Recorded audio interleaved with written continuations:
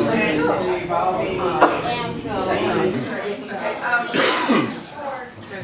gentlemen, we would like to get started. Welcome, I'm Carla Karstens, and I'm part of the SPA group, and we are very thrilled to have a very interesting speaker today, Patricia, who is leading the path on talking about how to establish companies with women in leadership positions for these companies. And I'm going to let Sarah introduce her because Sarah was our contact to get Patricia here. I'm going to quickly say, Otis, is there anything for FEI we need to announce at the moment? No particular announcements. Good morning, I'm Otis Usher, Chapter President. I'll just remind everyone of our upcoming 5th Annual CFO of the Year Awards on November 19th. All of our finalists have been announced, and you'll be seeing more and more LinkedIn postings and what have you about their background, so I encourage everybody to attend that event if you can. Sarah. Good morning. How's everybody? Great. Good. Thank you all for coming. We're very excited to be here today to introduce Patricia Lizarraga. Patricia and I started speaking about a year and a half ago, and I think you're going to be very interested in hearing about her story. Patricia is the managing director of Hypatia Capital Group, which is a private equity firm and investment banking firm focused on sponsoring female CEOs. She is responsible for the organization's strategy, as well as originating proprietary private equity transactions. She has over 25 years of merchant banking experience, as well as a founder of several successful companies. Prior to founding Hypatia Capital, she was the managing director of Credit Agricole Securities in New York on the Mergers and Acquisitions Group. She also started her career as a merchant banking individual at Donaldson, Lufkin, and Durrett. She also served as the president of the Privatization Committee of the Toll Roads of Peru, and she is the president of the board of directors of the Diller Quayle School of Music, as well as a trustee for the Museum of Art of Lima, Peru. She received her Bachelor's of Arts degree, cum laude, from Yale University, and her Master's of Business Administration from the Harvard Business School. So please have a round of applause and welcome Patricia. Thank you.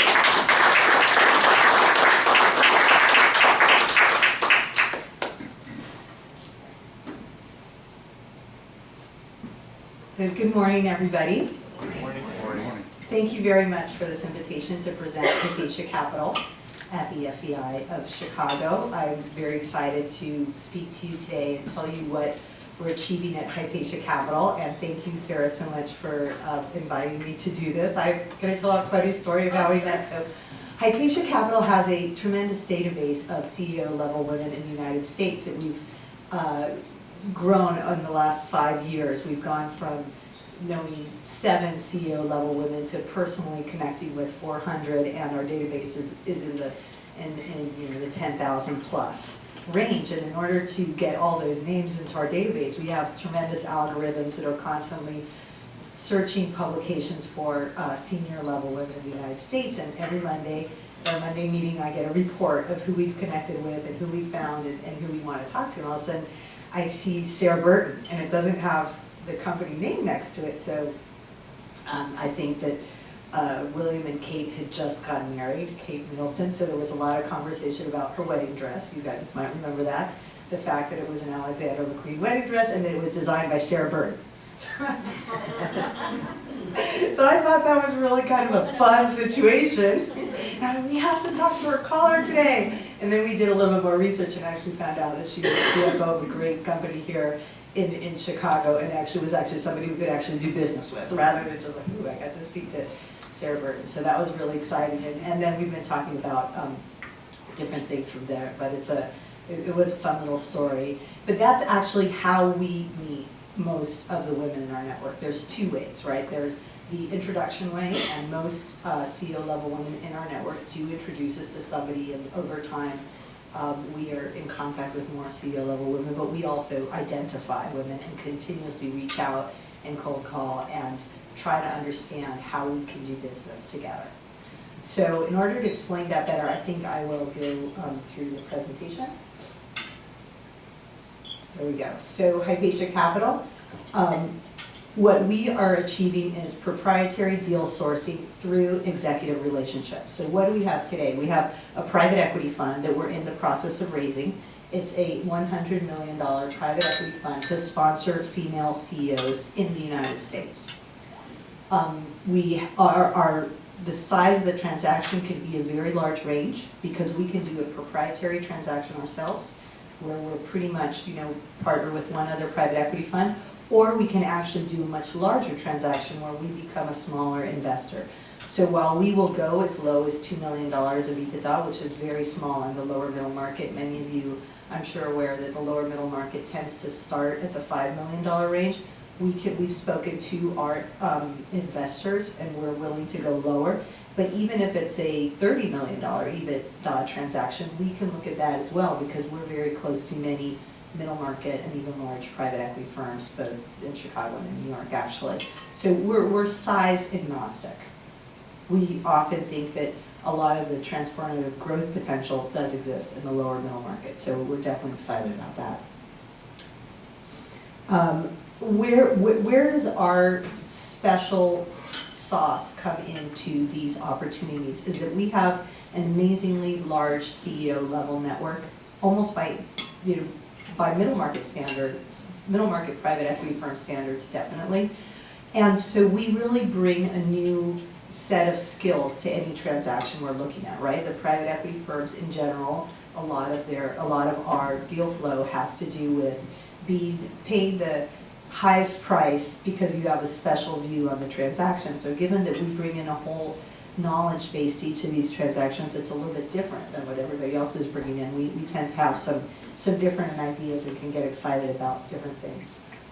The CEO level network is also very involved in public board of director roles. So I'd say about a quarter of our network are already on public boards, and I would say another 25% to maybe 50% are interested in getting on a public board if they aren't yet. There is a 25% that says I want to focus on just being a CEO right now. I'll have time for the board of directors. So it's not necessarily that they're not on boards because they don't want it. And we're in constant engagement with our CEO level network in a number of ways. So one of the ways that we believe is important is to get knowledge about how private equity works and how transactions get done and how to be in that loop. So we do a number of things. First, we hold 2 seminars a year, which we call the Private Equity CEO Roadmap Seminar, where we have middle market private equity firms come in and present their funds. What does it mean to be a $500 million fund? What kind of transactions do you want to do? How do you view auctions versus proprietary transactions? How long does it usually take for a deal to get done on a proprietary basis? And that's something that many of our executives, be they female or male, do always understand that it is a very long process. It takes a couple of years to get a deal done. So we also bring in a panel of sitting portfolio company CEOs to talk about what are the real differences between managing a private equity company versus a publicly traded company. What does that mean in terms of your relationship to the board? Very different. What does it mean in terms of your relation to your balance sheet and in your relationship with your CFO? These are, what does it mean to have a very set time frame for exit and how important that EBITDA growth and EBITDA absolute number is versus other metrics that may be more appropriate for a publicly traded or even a privately owned company. So we bring all that knowledge base so that our CEO level executives are more prepared to be the right person when they are in contact with a situation where they may become the CEO of a private equity held company, including one backed by us, right? For us, it's important for our executive network to understand what we're looking for.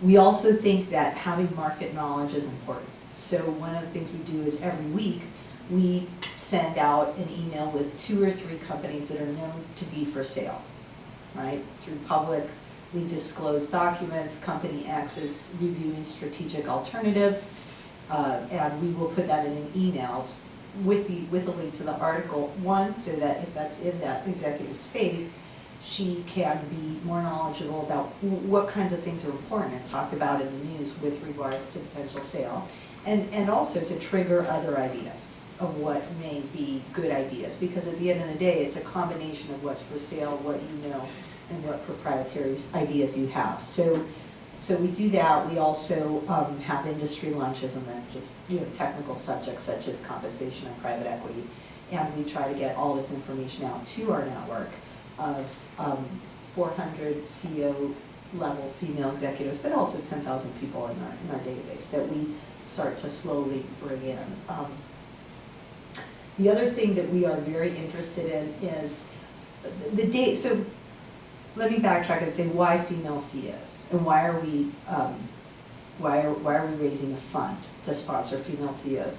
And there's a number of reasons. First of all, the data is quite clear that diverse teams outperform, whether it's on the board or in the executive suite or even on in investing. So if the data is clear that diverse teams outperform and you raise a fund where you are investing in diverse teams, there should be outsized returns, and we believe we will achieve those. So that's one of the reasons. And then from another reason, I think I think most people have read the McKinsey study that came out a few weeks ago that says, frankly, that our economy would be a lot stronger if we had more diverse management, right? Because more diverse management would mean that less people would be dropping out of the workforce and that brain drain.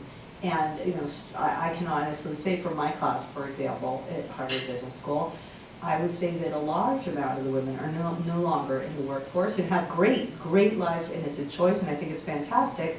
But I feel sometimes sad that these brilliant women that I went to school with and were cracking all the cases and being Baker scholars are not part of our economy. I don't really think we can afford to lose them. So we believe that we really do need gender parity at the CEO level, and right now, according to the research, at the run rate we're at, it's going to take 100 years. 100 years for gender parity in the CEO role. And I personally don't think that's okay for our economy. If the United States is going to be as strong as it can be, it needs to really hurry that up a little bit. So we want to be a part of that.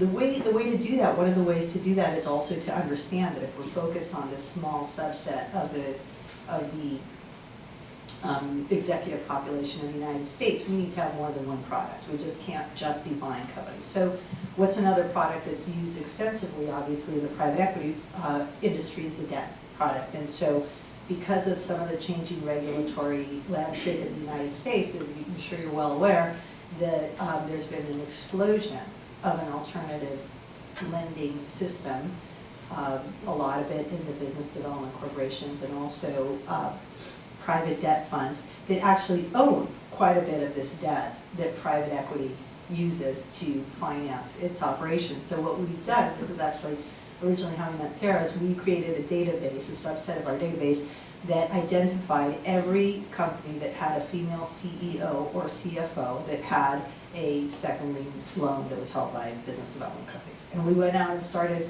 calling every single one of these women. Of course, I thought I was like, that's really weird. Alexander McQueen has like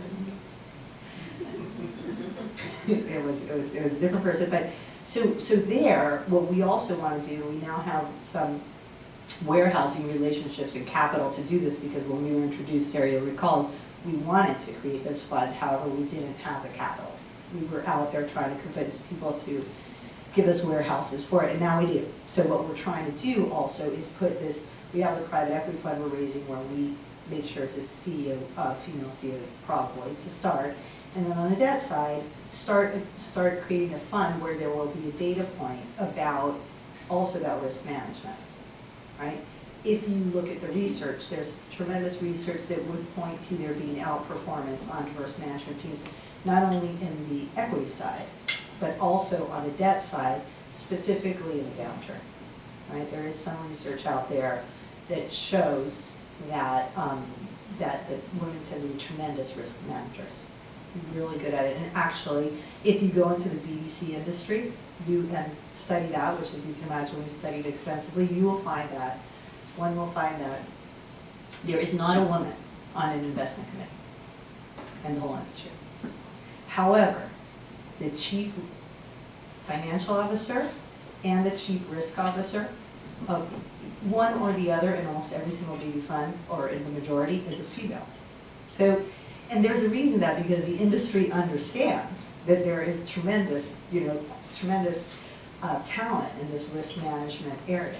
So from that point of view, we want to build a fund where we have risk managers on the operating side and actual companies, so that there's a data point that supports this research that really is only shown in kind of the asset management side. So we're excited about that too. So some of our, however, when we go to institutional funders for the private equity fund, they're like, you need to focus on just one thing. You can't do equity and debt. And we say to them, well, if we only focus on just one thing, we won't get a deal done, because you only do a deal every year in a fund of private equity. So we are only focusing on one thing. We're focusing on diverse management teams. And sometimes they agree with us. Sometimes they don't, but we talk to the ones that do. So we do have a debt product, and we think it's tremendously important for the relationship building, right? So for example, in the last 2 weeks, when we've really gotten our since the summer ended, we have our warehouses in place. We've been, reaching out to some very people who don't necessarily have an operation for us right now on the private equity side, certainly have debt outstanding. That's actually how we identify them. And so it starts a relationship, right? We want to work with you over time. It's not transactional. It's not like we need to get a deal done today, or we want to buy your company today, or anything like that. We want to get to know you. We think you're going to outperform, and we want to invest in something you're doing one way or another. So that's what we're doing on the debt side. We get a lot of questions about it, but we feel very strongly that it is a very important part of what we're doing. Who are we? Well, it's me, and I was introduced, and I have Irina Angelova, who is the managing director who leads our financial technology sector, and has been with us for about 5 years. She's at Solomon and Merrill Lynch. And Tatiana Chupina, who is our retail and apparel sector. And those are really two where we have two poles in terms of industry of strength. We can look almost at any industry, but I would say consumer retail apparel is a sector where there's more female executive management than other sectors. And financial technology, believe it or not, as well. And also I have industry experience there, as does Irina, so we do that a lot. And we do have guys on our team too, it's not just women.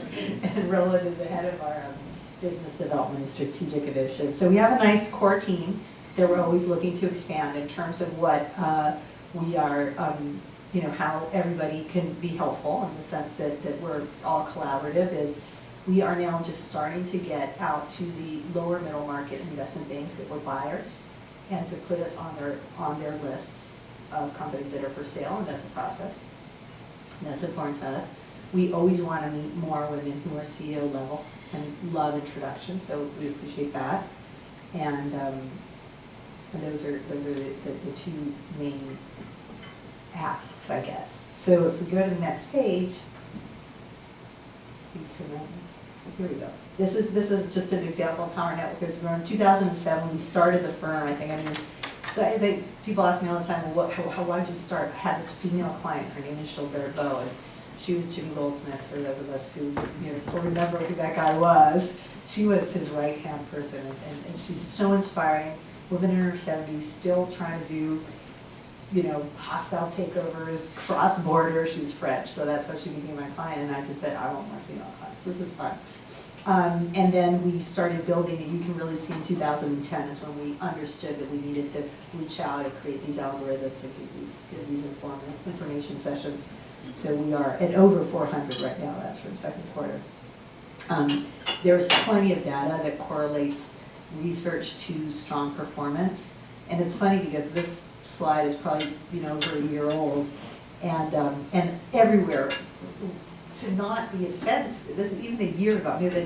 We were talking about dialogue what people talk about today. Even a year ago, before there was all this talk about gender parity, you know, we put no causality claim, no causality claim. We're not saying that women, that these outperform because they're women, but if you start seeing it everywhere, I mean, we think there's a real correlation, obviously. That's us, we talked about it. So what is the message that we're trying to get to our CEO level executives? And the important one for private equity is to be a deal, not a resume. So as you probably know, private equity partners are, and principals and at every level, they are hungry to meet more executives, because at the end of the day, they are relying on the executives to run the companies. Some private equity firms have a different way of explaining what they do and bring in operating teams and think that they have some operating talent, but the truth is that the operating talent is at the executive level, right? So what we try to talk about in our seminar is, you want to be seen as a deal, not a resume. And the more you can walk into that private equity introductory meeting with an idea, because at the end of the meeting, or at some point during the meeting, the partner or the person you're speaking to is going to say, so what do you think we should buy right now? You know, they're looking for a next step. The minute you have a next step in the pocket that's interesting, you have a second phone call, right? If in that meeting you're going through what your resume is and what you've achieved, it's great. You know, your CEO material, clearly that meeting can end like, okay, let me talk to some of my partners, see what might be appropriate. There may be a situation that's coming up, let's talk again. But if you come in with, or in the middle, we see industry insider, where they can put you on a deal team. That's another thing that private equity funds love to do, is pay you a consultant fee, put you on a deal team, and see how chemistry works. But the best way to move forward with a private equity firm quickly, including Hypatia Capital, is for us to be working on a deal, right? So like over the summer, we were collaborating with an executive who we think is great. She ran the brand for Victoria's Secret for a long time. We're looking at a transaction, and you know, speaking almost every day for 2 months, we're ready. If it's not that company, it'll be the next company, because a relationship was developed where you really see that the chemistry's there, the way of looking at growth, the way of looking at structured situations is important. So that's, if you can come up with an idea, or when you come up with an idea, or when those meetings are being set up, we let our executives know that the best thing you can do is have something in your pocket. And even if it doesn't happen, the relationship will have been created. So, so what we've done is we've developed a program that we call the Deal Boot Camp for executives to kind of go through this process so that they have deals when they go in. So it's a 5-step, I'm just going to go through quickly, just trying to give some meat to what Hypatia does with our executives. So the first module, we really develop a realistic picture of what the executive has done before, and as the private equity firm will see it, right? So that's important. Even if you haven't been a Sydney CEO, what are the key CEO responsibilities at different points in your career that you've been responsible for? And your P&L responsibility versus budget responsibility, and how we can align those to figure out a company that the private equity firm will see as appropriate for you to be the CEO of, right? So in terms of size, the private equity firm will usually discount at about 20%. So if you ran $1 billion division, probably look at you as, okay, probably $700–800 million revenue company would be appropriate. Anything bigger might be overwhelming. And then we definitely think that it's important to go in and speak with investors, such as ourselves, with the hat on of, this is the industry I'm in. Even though we do think it's perfectly okay for people to move industry, certainly, it's important to not go in with an idea or a thought or a story about how the grass is greener at the other side. It's very important to talk about watering the grass that exists and being an expert in the subsectors you know, because that is where there's most credibility. And it's more about, if there's an opportunity in a parallel industry, have the private equity partner come up with that themselves or lead them into that discussion. Because at the end of the day, the private equity industry is pretty risk averse. So we'd like to see people doing the same thing we've done before successfully, just with the money that we're managing. So he goes through target industry analysis and then target identification, which is in the industry that you know well, right? Nobody knows the players better than the executives in the industry itself. So let's map that out. Map that out map that out for the executive's thoughts, not necessarily what's publicly available or what the rest of the market may think about a certain company. The executives that are in that industry really know who's up and coming because they have strategies that are, as they get implemented, are going to outperform. And so this is very proprietary knowledge. That is knowledge that's proprietary to the executives that we talk to and to everybody who's talking to private equity. And the private equity firms obviously are desperate to get this information, right? So this is something that if you have on your fingertips and have it well thought out for the players in your industry before you go and speak to an investor, it plays tremendously positively in your favor. And once you've identified 15, 20 companies, then you kind of think, okay, this is an exercise to answer the question, what should I buy? And the answer should be, well, you should buy something that you actually think you want to run, could potentially be for sale, and that you have some kind of an insight. Right? That's what you're solving for, right? What do you think we should buy? Well, it's not an open-ended question. You want to get the person to the next step to buying something with you. So, so you review, do they match the professional inventory that we saw in the first module? Do targets value, do they match the identified industry trends? As a personal, as a personal opportunity, what's attractive about this target? And so you want to select 5 or approximately 5, and we continue to refine the target finalization. At that time, we go in and actually create profiles for the executive, and profiles that would be, that you could actually take and present to somebody. So we talk about that, and then we talk about which private equity funds to approach and how to do that, because often we talk to very, very qualified CEO level executives, and most people will get an introduction to one of the top firms, be it Blackstone, be it Carlyle, Apollo. But what they would be interested in purchasing may not be appropriate to talking to that private equity firm, right? These are private equity firms that need to put $500 million to $1 billion of capital to work in any platform opportunity. And anything smaller than that is going to be an add-on to something they already have. So if you take them to an idea of an add-on, great. They'll probably, if it goes forward, pay you some kind of fee, but they're not going to make you the CEO because they've already got the CEO of the platform. So we try to talk about why don't we think about introductions to private equity firms that we know like that industry and that your ideas would be size appropriate. Or if you're going to see a range of sizes, focus on the opportunity that you think is right for them. And that's important. And then we prioritize in a matrix.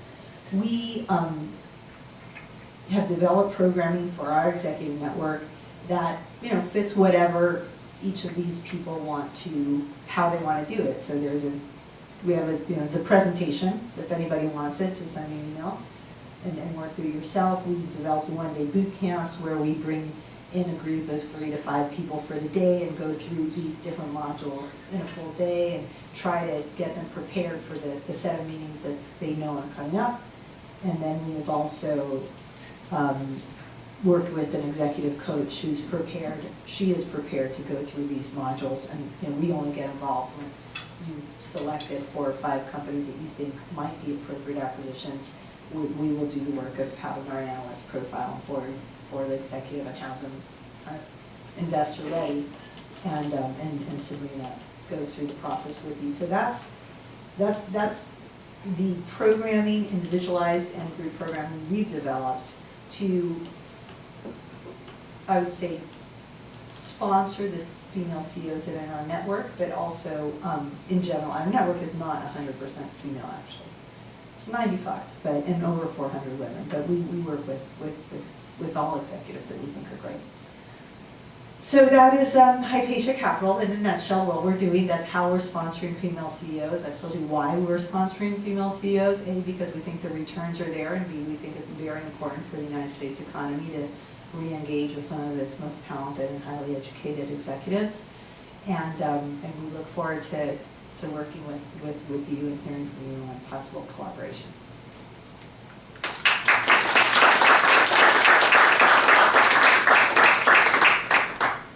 Sure. The women in your network, that's an awful lot of work you're doing for them. Do they pay you for that? I mean, they can if they want to.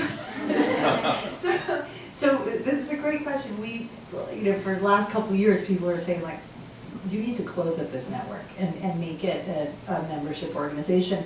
And we actually have, so we have a few members, but the DIY is, we'll send it to anybody, and we're actually, I think it's somewhere on our website. The one-day boot camp is something one can attend, and the executive coaching is definitely something we contract with Sabrina for, and we facilitate. And we think that this is attractive for a number, for thousands actually, of men and women, but we are actually looking for somebody who would like that job. Because what Hypatia Capital interested in is raising the fund, investing, raising the debt fund, investing, and so it's a matter of resources. But yes, we think it should be closed up, and we're actually actively looking for somebody who would be passionate about growing the executive side of it. It's funny because when we're out fundraising, the other thing we provide, I didn't say this, but we provide board opportunities to our closed network. You've probably seen them over the summer. I think there's about 3 different, because there's a lot of private equity firms that know that we have this tremendous talent pool. So if they're changing CEOs, or if they want to change a CEO, or they want to put on a board member, they'll reach out to us and say, Patty, do you have anybody appropriate? And I'll be like, okay, and I send it out to the 400 people who are part of what we consider our CEO level network. And they often get on the short list, 1 or 2 of them. And it's funny because then immediately they join the network, right? But we're not just sending out the opportunities of people in our network, because that's not really what we're about. Although we think we could have a more powerful network if it had more financial resources.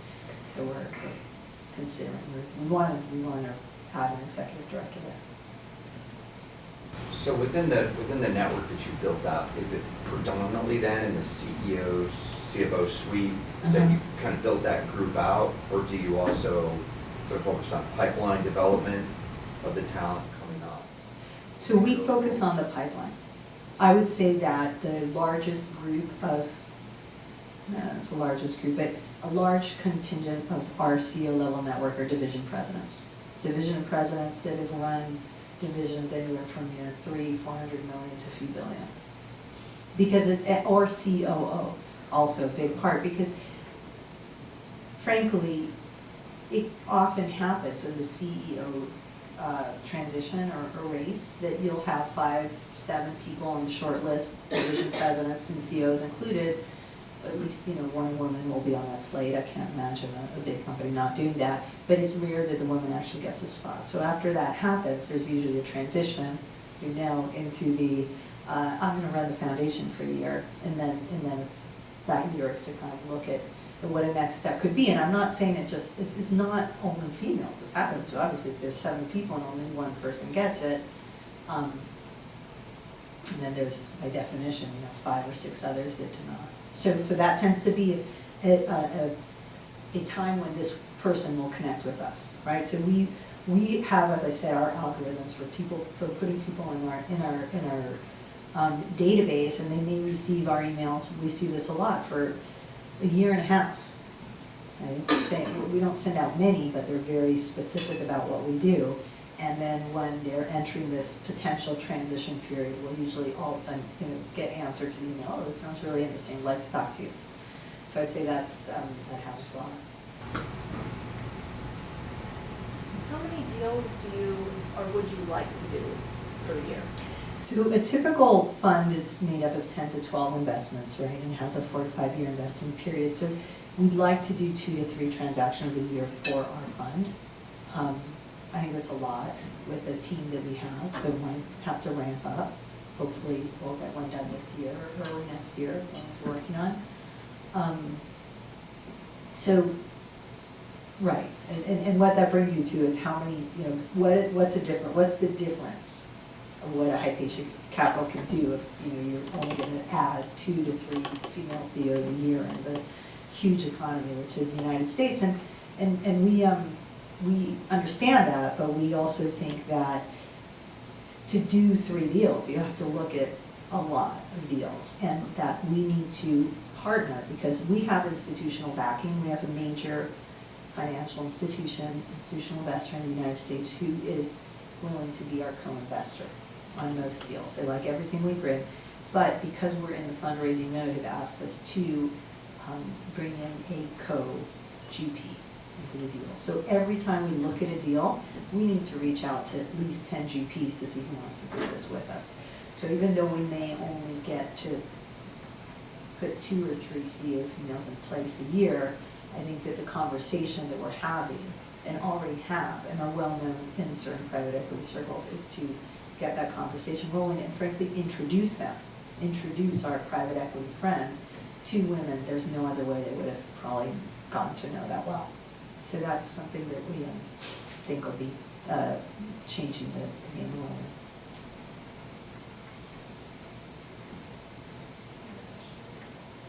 Oh, I was interested by your group.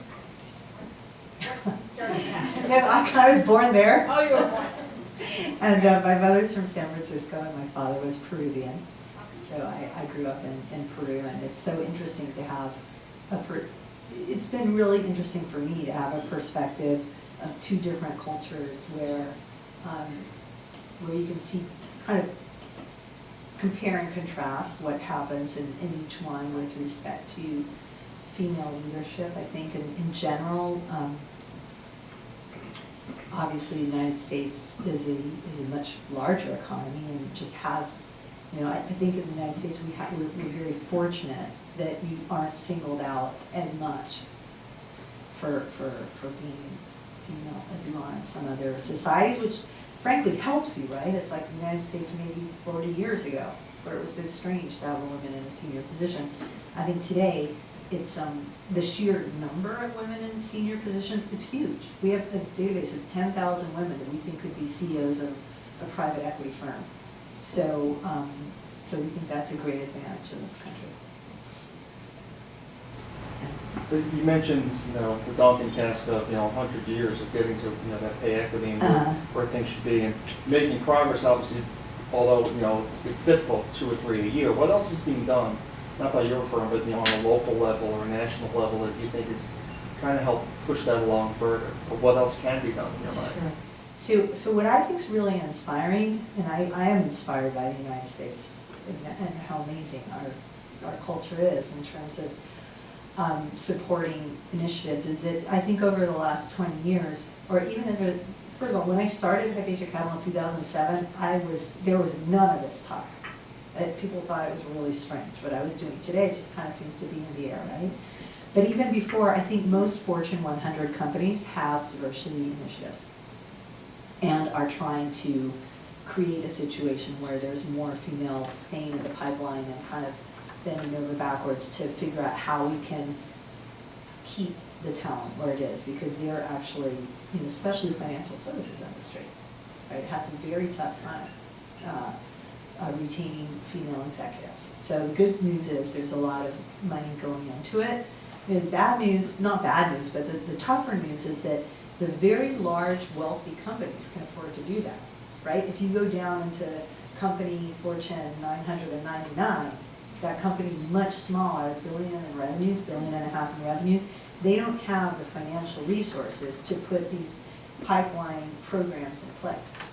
So I think that's where, let's compare that to like a third world, or it doesn't exist anymore, a Peru, where there's, the Fortune 999 is a huge company there, right? Compared to $1.5 billion of Peru is huge.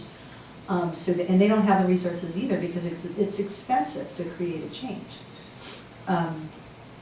So I think that the large corporations in the United States are doing quite a bit. And I think that also we have spokespeople today, such as Sheryl Sandberg and a number of other women, they're willing to talk about it. I think the celebrities, imagine what you just said was, the 100 years for this pay gap to close. But I actually didn't say the word pay gap. I haven't even gone to the pay, right? But because you have a number of celebrities that are talking about this, right, it becomes much more, people are more used to it.